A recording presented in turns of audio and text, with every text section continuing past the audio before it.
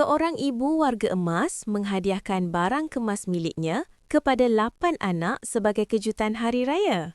Asalnya mahu main tukar hadiah, namun bertukar menjadi momen penuh emosi apabila semua emas diagihkan secara adil melalui cabutan nombor.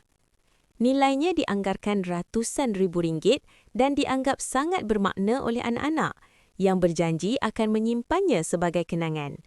Video perkongsian itu turut dular dan mendapat reaksi positif ramai.